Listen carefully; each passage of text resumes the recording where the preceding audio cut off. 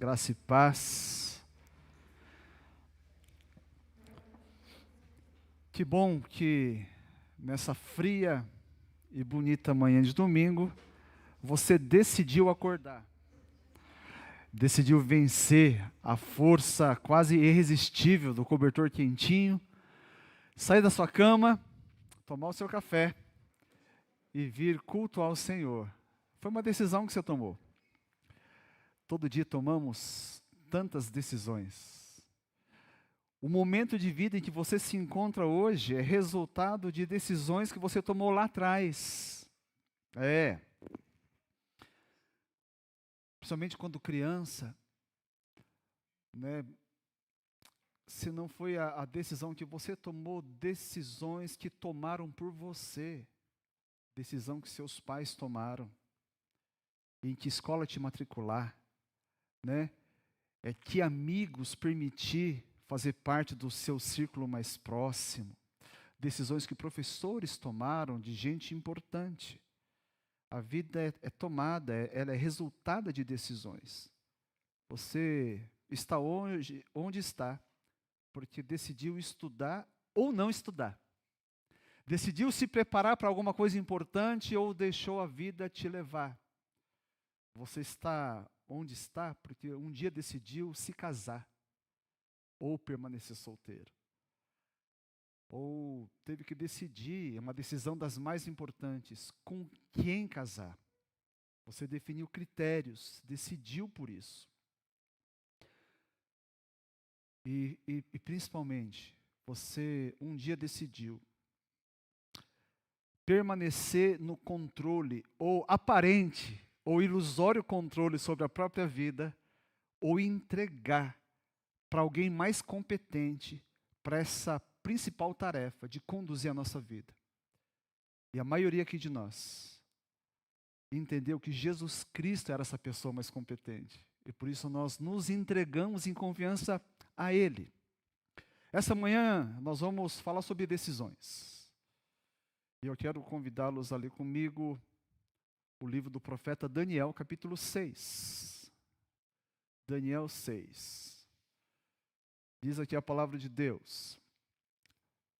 Dario achou por bem nomear 120 sátrapas para governarem todo o reino.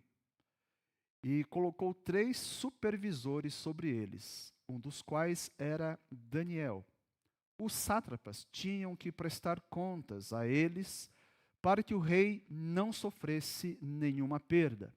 Ora, Daniel se destacou tanto entre os supervisores e os sátrapas por suas grandes qualidades que o rei planejava colocá-lo à frente do governo de todo o império. Até aqui, por enquanto. Há 2 semanas nós vimos Daniel capítulo 1, quando ele contava cerca de 15 anos de idade. Ele estava cativo na Babilônia. O Império Babilônico era o poder da época. Muito bem, aqui nesse capítulo 6, passaram-se muitos anos. Ele está na mesma Babilônia, mas o poder dessa época já não era mais o babilônico, e sim o Império Persa. Não era mais Nabucodonosor quem governava, mas sim Dario, o persa, o Medo-Persa, né? E Daniel também já não era mais um adolescente de 15 anos.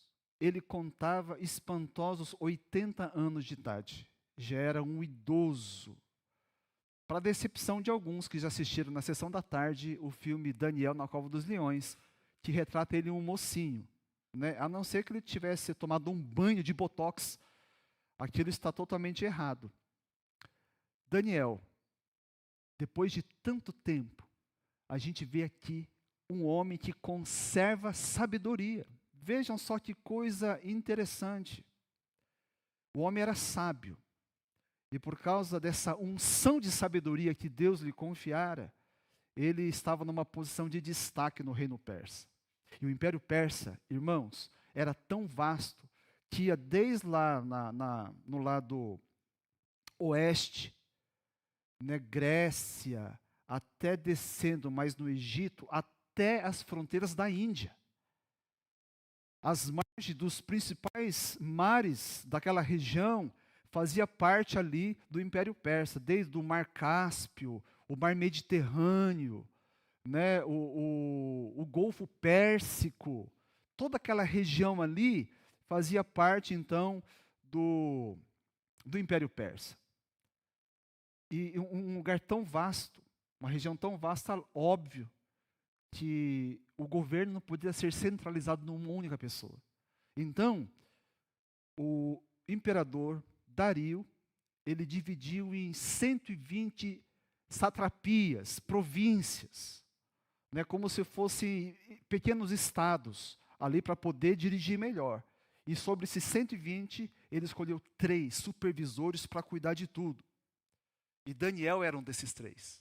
Só que Daniel se destacou de tal maneira, e Dario, como bom governante, observou aquilo, que falou assim: eu vou colocar esse cara como meu braço direito. Ele vai ser o segundo em todo o império. Essa era a decisão, o que estava no coração de Dario. Agora, por quê? Que depois de tanto tempo, ele continuava conservando sabedoria. Nós sabemos que, segundo as Escrituras Sagradas, o homem mais sábio, abaixo de Jesus, obviamente, foi quem? Salomão, né? O rei Salomão, filho de Davi. Ele começou muito bem, não havia ninguém como ele, em termos de sabedoria, só que ele começou bem e terminou mal. Ele começou como sábio e terminou a vida dele como um nécio. Ele se deixou levar. Salomão perdeu a unção da sabedoria. Começou bem e terminou mal. E a gente está vendo aqui Daniel, um homem que com 15 anos de idade, quando a gente fala que os adolescentes não têm juízo, os adolescentes são os aborrecentes, a gente vê Daniel e os seus amigos, né? Ananias, Azarias, todos eles sábios.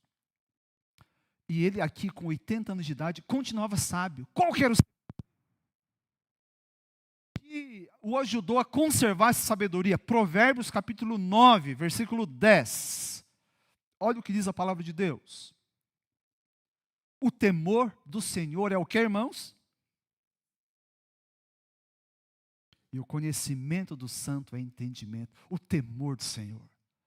A gente pode concluir aqui que Daniel, ele conservou no coração o temor do Senhor. Do início ao fim da sua vida, ele levou Deus a sério. Tanta gente começa bem e se perde ao longo do caminho. Nós oramos essa manhã por aqueles que já estiveram entre nós um dia, mas aquela atração por Jesus se foi e hoje se perderam. Tomaram decisões certas no passado, mas por algum motivo eles se desviaram ao longo do caminho. E Daniel, ele caiu nas graças de Dario. E ele percebeu que Daniel era sábio junto com os demais sábios, só que a sabedoria dele se destacava, né? Ele se destacou muito, e por isso ele falou: não, eu preciso ter esse cara comigo. É lógico, todo mundo que está em posição de liderança quer se cercar de pessoas boas, né? Você se cercar de pessoas sábias, competentes, é o segredo para você ter sucesso ou fracasso na vida. E Dario percebeu, falou assim: Deus está com esse cara aqui, eu preciso dele comigo.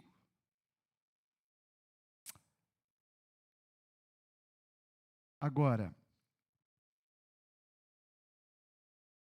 mais do que o rei decidir, porque lembra, Daniel foi como cativo, ele era de um povo dominado. Por que uma pessoa dessa cai nas graças de um rei? Nós não temos nada semelhante hoje, né? Nenhum país tem um domínio tão vasto como o reino persa daquela época. Por quê? Sabe que Daniel, ele aprendeu a puxar saco, né? Ele conseguiu dar um jeitinho, recebesse. A gente vê que não. A palavra de Deus nos dá algumas garantias. Porque a gente fala assim, puxa, deu sorte. Daniel deu sorte. A palavra sorte não cabe aqui. Né? A gente sabe que a decisão do rei foi importante, mas existe alguém que está acima desse rei. Existe um Deus que dirige a história. E tinha um Deus que estava dirigindo a história de Daniel, dirigindo a sua vida. Veja lá o que fala Provérbios 21:1. O coração do rei é como um rio controlado pelo Senhor. Ele o dirige para onde quer. O rei pode ter poder, mas existe um rei que está acima desse rei. Tem pessoas que estão, aparentemente, com o controle da sua vida. Pessoas que parecem que dominam a sua existência, o seu futuro, mas existe um Deus a quem você serve que está acima dessas pessoas. O crente não está refém de nenhum homem aqui que pisa esse chão que nós pisamos, amém ou não? A gente tem que ter essa segurança. Daniel estava cativo, mas a sua alma estava liberta, e a sua alma estava nas mãos do Deus Todo-Poderoso. Continuando, versículo 4. Diante disso, os supervisores e os sátrapas procuraram motivos para acusar Daniel em sua administração governamental, mas nada conseguiram. Não puderam achar falta alguma nele, pois ele era fiel. Não era desonesto nem negligente. Finalmente, esses homens disseram: jamais encontraremos algum motivo para acusar esse Daniel, a menos que seja algo relacionado com a lei do Deus dele. E assim os supervisores e os sátrapas, de comum acordo, foram falar com o rei. Ó rei Dario, vive para sempre. A estrela de Daniel começou a brilhar demais. E você sabe, quando a estrela de alguém começa a brilhar, incomoda as pessoas ao redor. Principalmente aqueles que ficam debaixo da sombra. Quando a sua estrela brilha e faz sombra nos outros, isso vai incomodar. Isso é comum, sempre foi assim. E os demais líderes começaram a ficar incomodados. Talvez não fosse apenas inveja, nós não sabemos exatamente por quê. Mas é possível, sabendo da honestidade, da integridade de Daniel, é complicado. É complicado quando você tem um superior que é muito certo e você não é a pessoa certa. Quando eu servi o exército, e estava prestando concurso, a gente ouvia muito falar que os soldados, no geral, não gostavam muito de oficial japonês. Né? Porque o japonês tinha a mania, tinha assim, a fama, pelo menos, de ser muito caxias, de ser muito certinho. Né? E, de fato, quando eu fui monitor, eu era muito certinho, não por ser japonês, né? Porque eu temia Deus e entendia que tinha que andar desse jeito. Então, tinha muitos que pegavam guarda comigo, que tinha que virar aqueles 24 horas, que eles trocavam, procuravam um outro monitor, porque eu falei assim, com o 0,60 Aldaira não dá. Né? Tinha gente que chegava a pagar para o outro trocar a guarda, vejam só. Porque ele sabia que comigo, eu não ia deixar entrar prostituta no corpo da guarda à noite. Eu não ia deixar entrar bebida, porque tudo isso era proibido, não podia. Eu estou falando de uma coisa pequena. Imagina Daniel, um cara correto, íntegro como ele, e os outros que deviam fazer coisas erradas. E ao longo aqui deste capítulo, a gente percebe que, de fato, não eram pessoas certas. Então, eles tinham medo, não queriam Daniel ali, e fizeram de tudo para derrubar Daniel e criaram uma cilada para ele. Agora, veja só, se esse aqui não é um elogio. A conclusão que os inimigos de Daniel chegaram é, no mínimo, um elogio. Uma coisa é a sua mãe achar que você é lindo, e a sua mãe acha isso, certo ou não? Se nem a sua mãe achar, meu irmão, a coisa está feia, né? Mas o inimigo achar uma coisa dessa, versículo 5, voltando aqui no texto, ele fala assim, olha, jamais, os inimigos falando, encontraremos algum motivo para acusar esse Daniel. Eles fuçaram a vida de Daniel, espiaram a vida de Daniel, procurou tudo, tentou quebrar sigilo telefônico, fiscal, o que fosse, e não achou nada. Já pensou se alguém faz isso?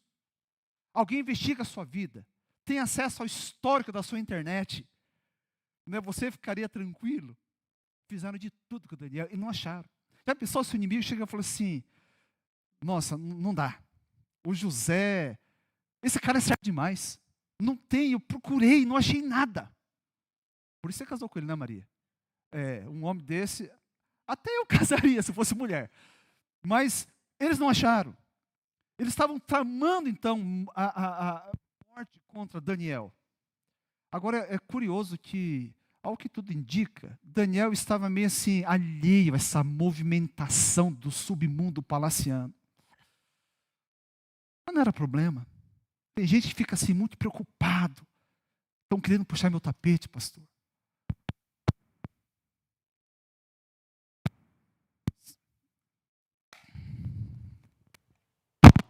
Obrigado. Obrigado. Mas Daniel, ele não precisava pensar em nada dessas coisas. Não era problema para ele. Sabe por quê? Porque o servo de Deus não depende apenas de si. É lógico, temos que ser sábios, prudentes, mas nós não dependemos apenas de nós mesmos, para a nossa própria segurança. Nós não precisamos. O servo de Deus, ele tem a proteção daquele a quem ele serve. Ele pode fazer a mesma declaração do salmista. Olha o que ele diz lá no o Salmo 4, verso 8. Em paz me deito e logo adormeço, pois só tu, Senhor, o que, irmãos? Você crê nisso? Amém. Gente, que coisa boa o crente que realmente crê nisso. Que não apenas lê, mas crê. A nossa noite será diferente. O nosso sono será diferente. A nossa alma vai encontrar descanso. Saber-se protegido e cuidado por Deus. Eu imagino esse salmista aqui, não dentro do seu palácio falando isso. Quantas vezes Davi, que é o autor, ele teve que ficar com as suas ovelhas, no relento, à mercê de bestas feras, de gente que podia saltear e roubar suas ovelhas, dormindo tendo o céu por teto. Mas ele fala assim, Deus, eu vou descansar agora, eu vou deitar naquela grama, e eu vou ficar muito tranquilo. Sabe por quê, Deus? Porque eu sei que o Senhor, enquanto eu estou dormindo, está me fazendo viver em segurança. Esse é o Deus a quem Daniel servia e a quem nós servimos. Porque não há como a gente ficar sem ataques nessa vida. Não é possível. Mas é possível o crente descansar, mesmo sob ataques. Porque sem ataques qualquer um, não precisa nem ser crente para descansar. A gente pode tomar a decisão de orar como salmista, ao Salmo 7, verso 1 e 2. É a decisão do salmista. Senhor meu Deus, em ti me refugia. Salva-me e livra-me de todos os que me perseguem, porque, como leões, não me dilacerem nem me despedacem, sem que ninguém me livre. Olha só, Daniel podia muito bem ter lido esse salmo, orado esse salmo, né? Como leões, mais do que os leões que viriam mais à frente naquela cova que lhe foi preparado, ele tinha leões andando em duas pernas, leões que estavam armando contra ele, leões que estavam colocando as garras para fora e tentando destruí-lo, mas como salmista Daniel também buscou em Deus o seu refúgio. Isso é decisão que nós tomamos. Você e eu podemos decidir onde a gente vai buscar o nosso refúgio. Em pessoas, em recursos, e alguns até abandonando Deus, porque falam assim, não, eu preciso buscar o meu. Tem gente que deixa Deus temporariamente, achando que está fazendo uma decisão certa. Versículo 6, continuando aqui em Daniel. Todos os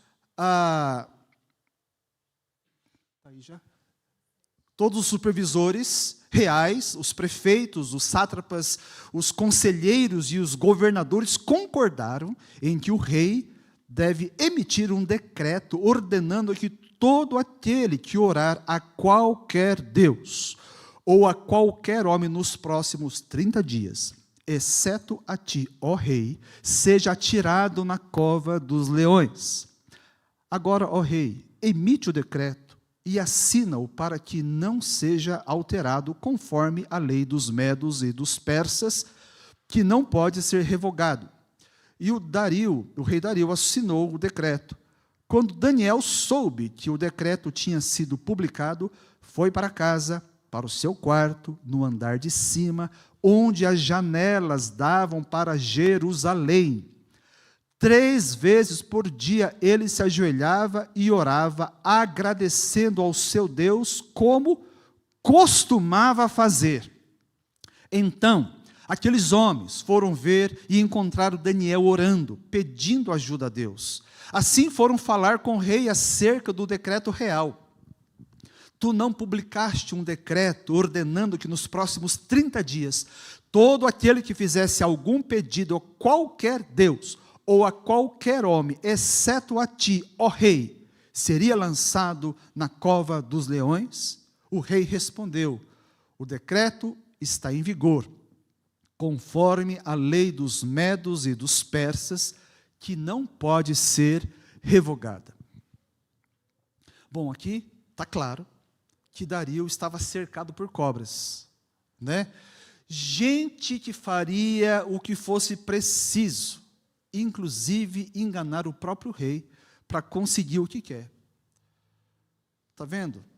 A realidade que você vive não é muito diferente da que Daniel vivia. A diferença é que, graças a Deus, nós não temos covas, né, de leões para nos pegar. É gente que está pronta. E talvez, né, Dario estava sabendo disso tudo, que não dava para confiar nos seus assessores, e viu que tinha Deus em Daniel e queria colocar ele para ajudá-lo. Só que o rei foi enganado. Por quê? Porque ele tomou uma decisão precipitada. Ele foi movido pelo seu ego, pela sua vaidade. Falou, ninguém pode orar para nada, a não ser para o Senhor. Já pensou? Todos nós decidimos, e aquilo mexeu com a vaidade. E então, ele foi pego na armadilha. Decisões precipitadas, cuidado. Provérbios fala que na multidão de conselheiros, a sabedoria, né? Cuidado com as decisões que você toma.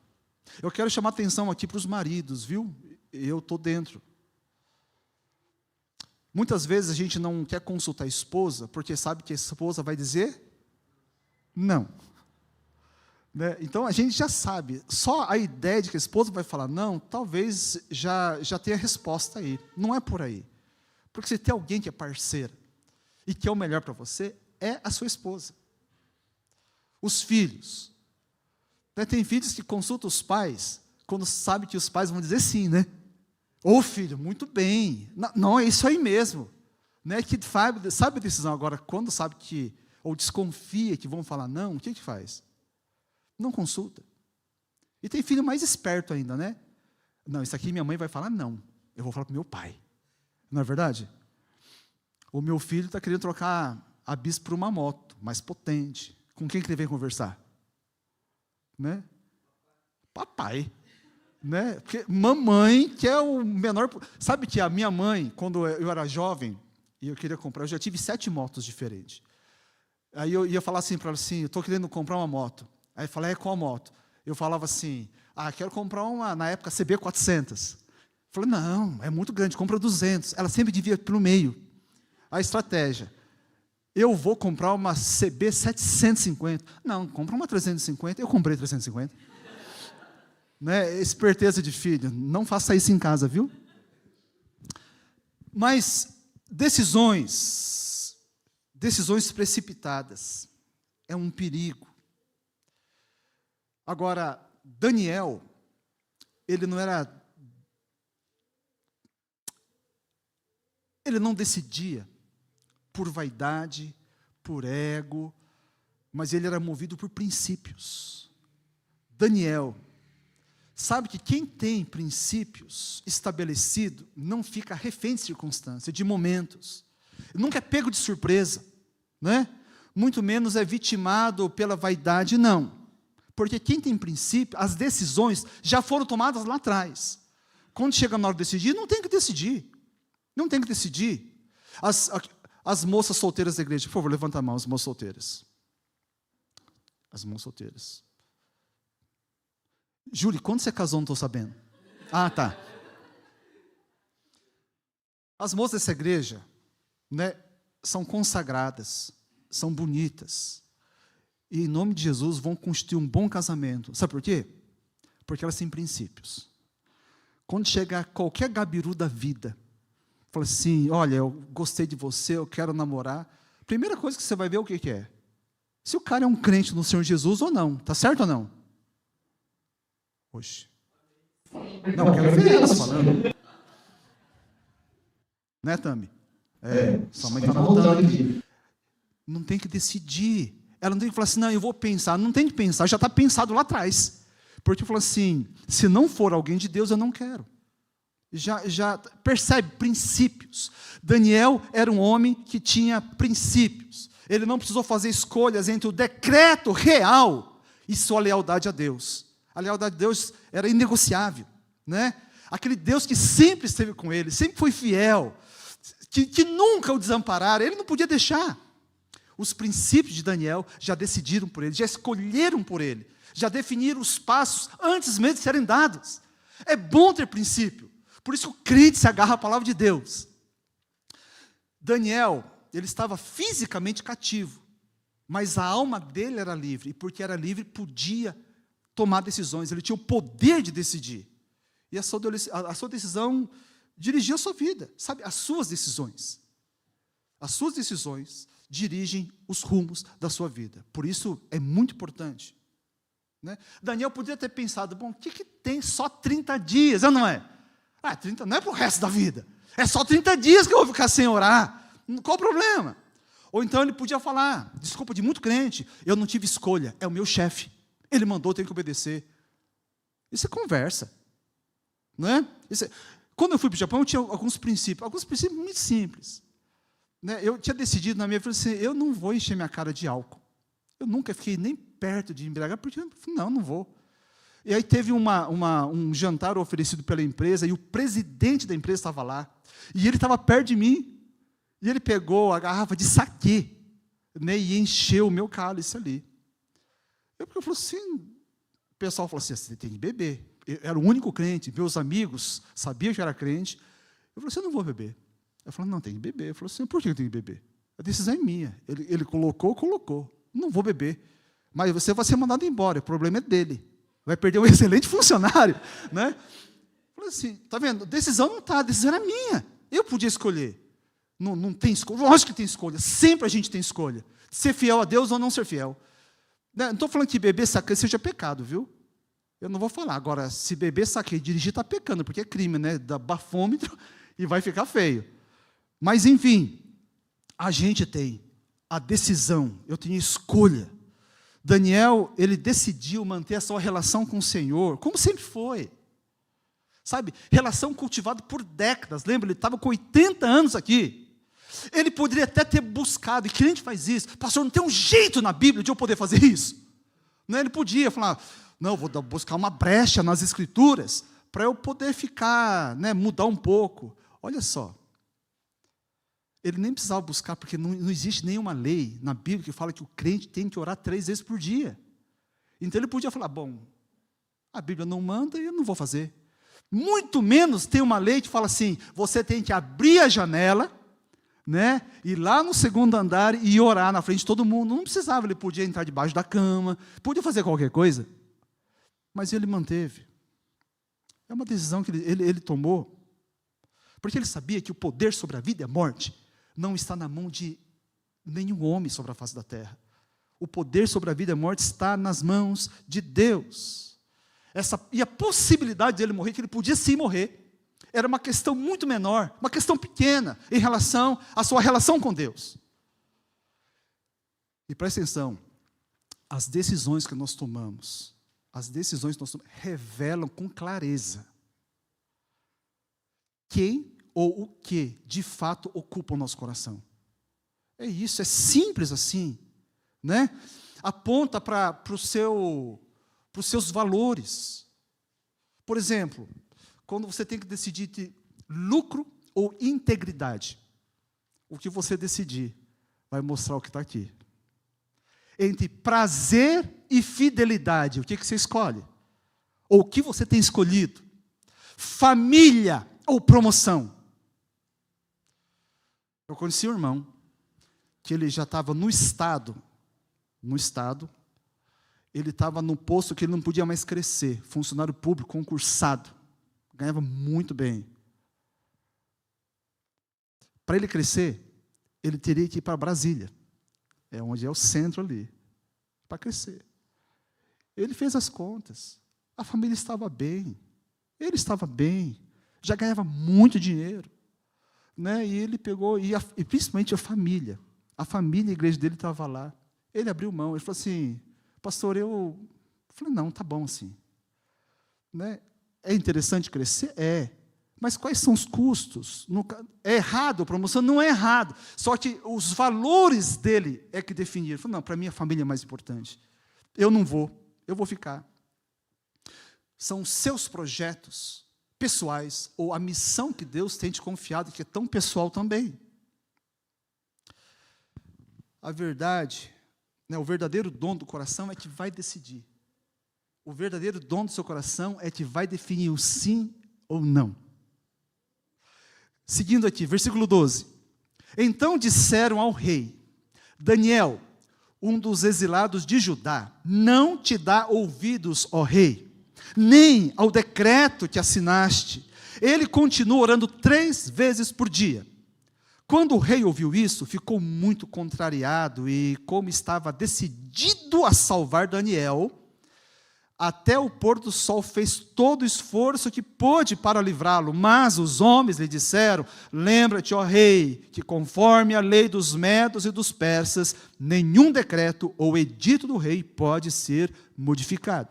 Então o rei deu ordens, e eles trouxeram Daniel e o jogaram na cova dos leões.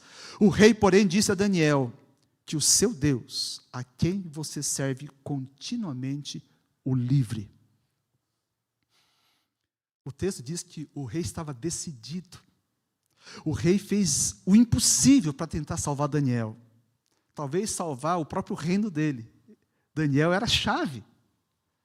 E a gente vê que mesmo os poderosos têm os seus limites. O rei, ele tomou uma decisão lá atrás, de assinar o edito. E agora ele estava preso àquela decisão anterior. Essa nova decisão de salvar Daniel não adiantava. Porque todos nós somos livres para decidir. Você pode decidir o que você quiser. Decida.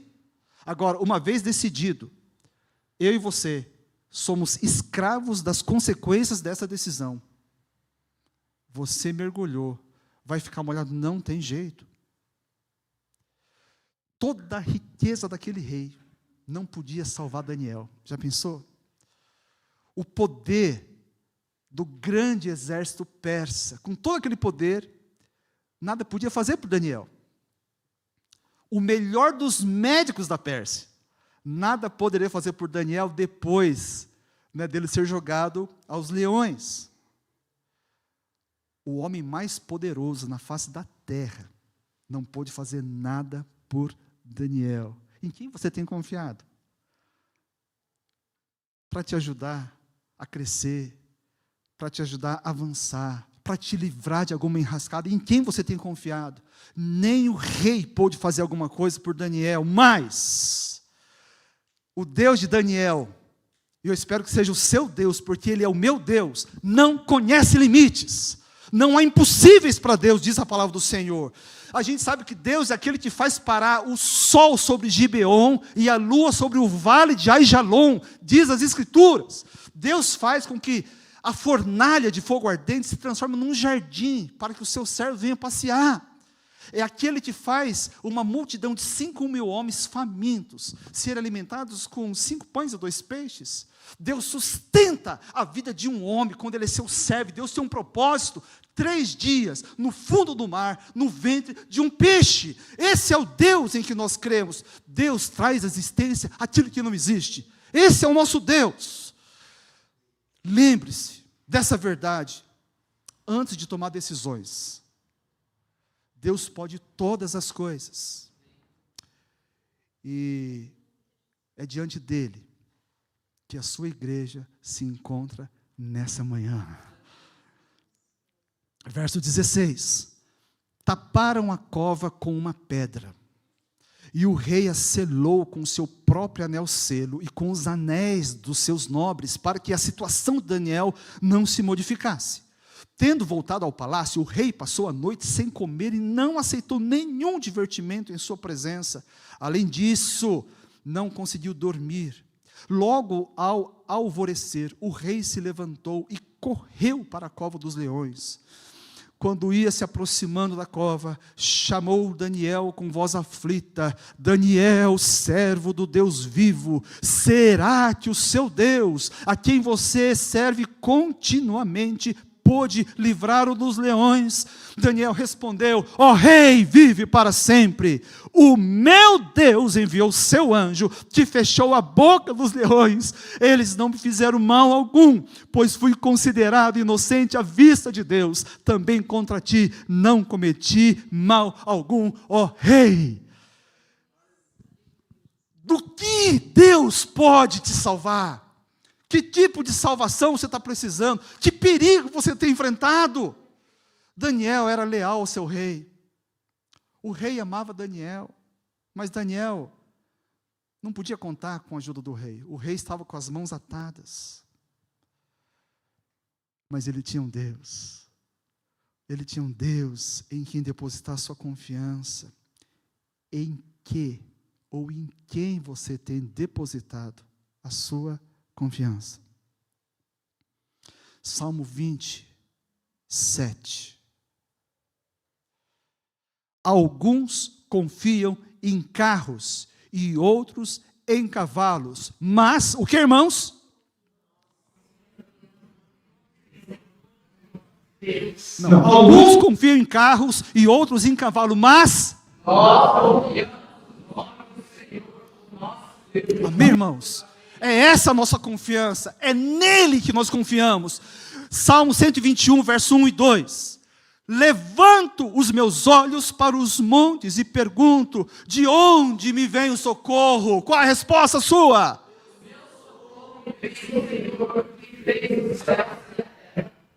É dele que vem o nosso socorro. Amém, igreja?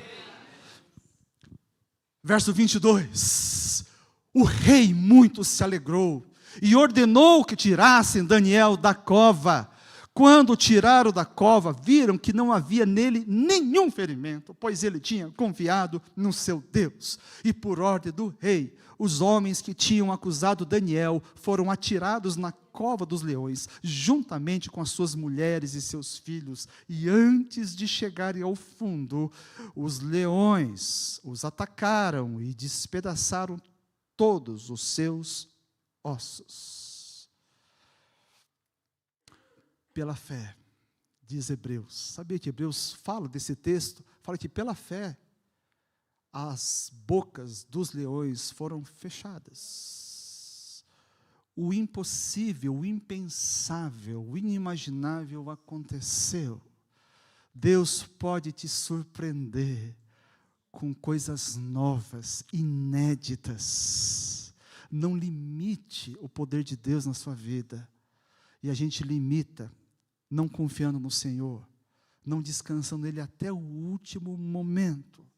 Hebreus 11, 33 e 34, falando dos heróis da fé, diz: os quais pela fé conquistaram reinos, praticaram a justiça, alcançaram o cumprimento de promessas, fecharam a boca de leões, apagaram o poder do fogo e escaparam do fio da espada, da fraqueza tiraram força, tornaram-se poderosos na batalha e puseram em fuga exército estrangeiro. Louvado seja Deus. É assim no passado, foi assim no passado, continua sendo assim hoje. Verso 24. Então o rei Dario escreveu aos homens de todas as nações, povos e línguas de toda a terra, paz e prosperidade. Estou editando um decreto para que nos domínios do império os homens temam e reverenciem o Deus de Daniel, pois ele é o Deus vivo e permanece para sempre. O seu reino não será destruído, o seu domínio jamais acabará. Ele livra e salva, faz sinais e maravilhas nos céus e na terra. Ele livrou Daniel do poder dos leões. Assim Daniel prosperou durante os reinados de Dario e de Ciro, o persa. Quando o servo de Deus se coloca em confiança nas mãos desse Deus, até os incrédulos passam a adorar o Senhor. Olha só que palavras fantásticas. Essa profissão de fé que Dario faz é totalmente bíblica, teologicamente consistente. Ele exalta a pessoa de Deus. Aquele que achava que era o Todo-Poderoso na terra, descobre que existia alguém maior, muito superior a ele, e ele exalta esse Deus. Que coisa fantástica! Por isso, meus amados irmãos, Provérbios 4:23 fala, acima de tudo, guarde o seu coração. Guarde o seu coração, pois dele depende toda a sua vida. Guarde integridade. Mantenha os seus valores, seus princípios. Agarre-se em Deus, para que no momento da necessidade, o desespero não te faça meter os pés pelas mãos. Guarde o seu coração. Você não, talvez não falou nem bom dia para a pessoa que está do seu lado, mas olha para ele, fala para ele, em nome de Jesus, fala, guarde o seu coração. Guarde o seu coração. Sabe por quê? E quando a Bíblia fala guarde o seu coração, é porque você deve guardar o seu coração. E aquilo que ele fala para você mesmo fazer, ele não fará por nós. Se eu tenho que guardar meu coração, Deus não vai guardar o meu coração por mim. Essa é uma tarefa pessoal, individual, intransferível. Deus, ele pode motivar, ele pode convidar, alertar, corrigir, mas a decisão final somos nós que tomamos. Todos aqui têm decisões importantes que devem tomar. E algumas decisões que foram tomadas devem ser corrigidas em nome de Jesus. Curva a sua cabeça. Deus te deu a deixa. Agora a decisão é sua. Em nome do Senhor Jesus Cristo. Escute o que o Espírito Santo diz. Decisões corajosas precisam ser tomadas nessa manhã. Confirmação de decisões vão trazer paz ao seu coração nessa manhã. Conserto de decisões erradas vão ser tomadas nessa manhã. Pai Santo, o nosso irmão Daniel nos deixou um legado tão lindo. Deixou mostrado claramente que é possível começar bem e terminar bem. É possível começar com temor no coração e concluir a vida com um temor redobrado no coração.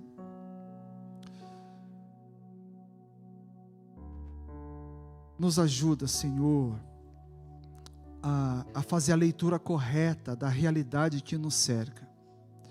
Ajude-nos a tomar as decisões acertadas, decisões que vão abrir portas, decisões que vão abençoar, mas acima de tudo, decisões que vão honrar o Senhor. Que as nossas decisões possam revelar para nós mesmos, para o Senhor e para o mundo, que quem ocupa o trono da nossa vida, no nosso coração, é Jesus Cristo, o nosso Senhor. Pai, eu quero pedir que ajude aqueles que estão amargando consequências, ó Deus, de decisões que não deveriam ter sido tomadas, mas essas decisões já foram tomadas lá atrás. As consequências, ó Deus, têm muitas vezes judiado a sua vida, tem maltratado, tem trazido sofrimento.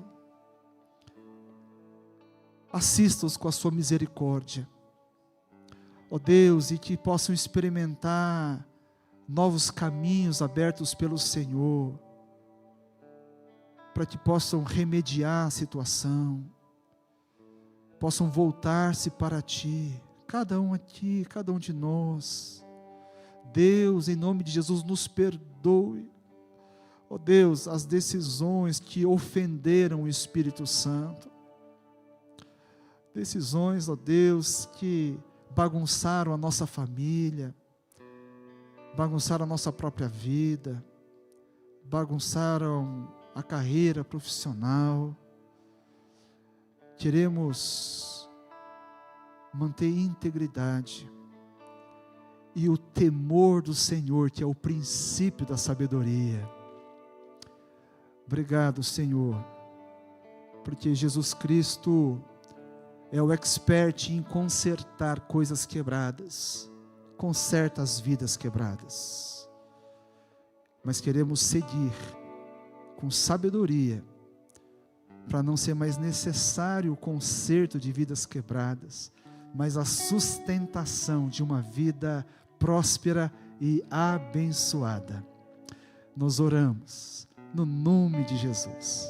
Amém.